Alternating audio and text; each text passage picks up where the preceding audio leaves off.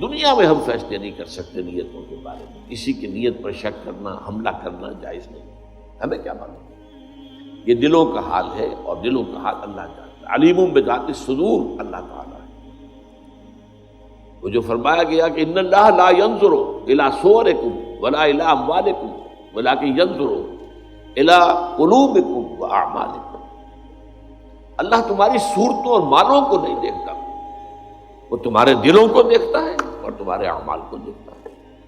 عمل صحیح ہے، نیک ہے، اور دل میں اس کے لیے جو موٹیو اور جذبہ تھا، وہ جو قوت محرکہ تھی، وہ بھی صحیح ہے، وہ عمل ہے جو اللہ کے ہاں مقبول ہوگا۔ اب اسی کے حوالے سے میں چند حدیثیں کس انتہا تک یہ بات حضور نے پہنچائی ہے۔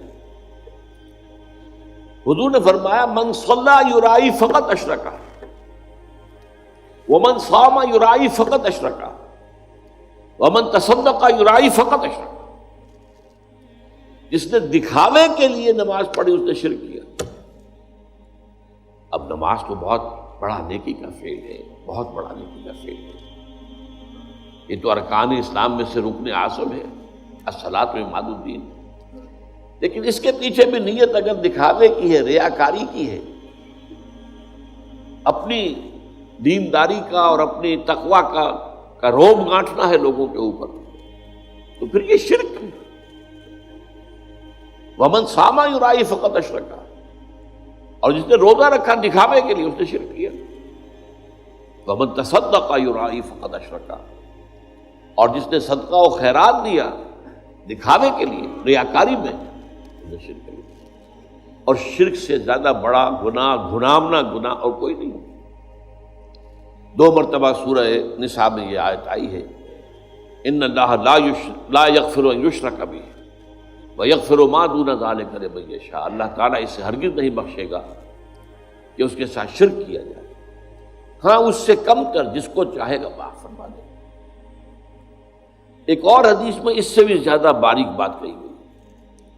شرک خفی یہ ہے کہ اگر کوئی شخص نماز پڑھ رہا ہو اور اسے یہ محسوس ہو کہ کوئی اسے دیکھ رہا ہے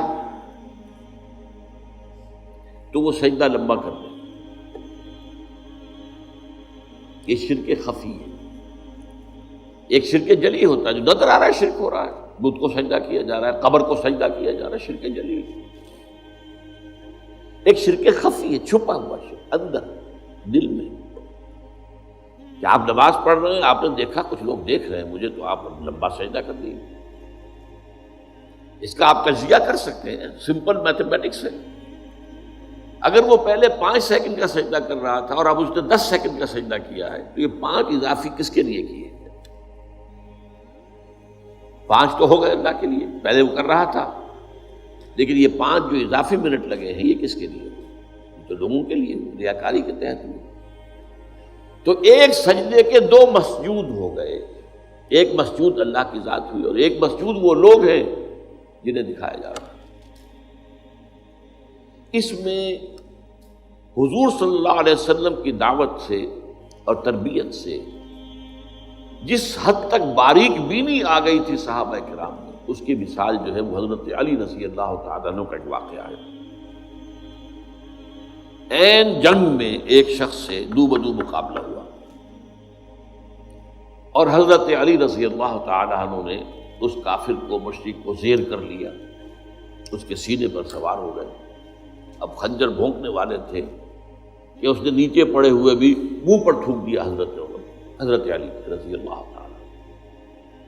اب حضرت علی اسے چھوڑ کر کھڑے ہو گئے، وہ حیران ہوا،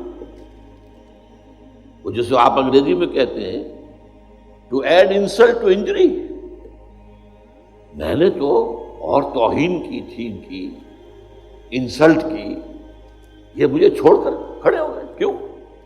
پوچھا اس نے۔ تو حضرت علی فرماتے ہیں دیکھو میری تم سے کوئی ذاتی دشمنی نہیں ہے، میں تمہیں صرف اللہ کے لیے قتل کر رہا تھا، لیکن اب اگر میں قتل کرتا تو میرے نفس کا انتقام بھی شامل ہوگا۔ تم نے میری توہین کی تو میں گویا کہ اپنے نفس کے انتقام میں اس کا بدلہ لینے کے لیے بھی ایک نیت کے اندر میرے یہ ذاتی بات بھی شامل ہو جاتی، اس لیے میں نے تمہیں چھوڑا۔ اس میں ذرا غور کیجئے، جنگ کا معاملہ ہو اور وہ تو انتہائی جذبات کی گرمی کا وقت ہوتا ہے، یا مرو یا مار دو، اس حالت میں بھی نگاہ رہے اپنی دل کے اوپر اور اپنی نیت کے اوپر، یہ کمال ہے تربیت کا محمد رسول اللہ صلی اللہ علیہ وسلم۔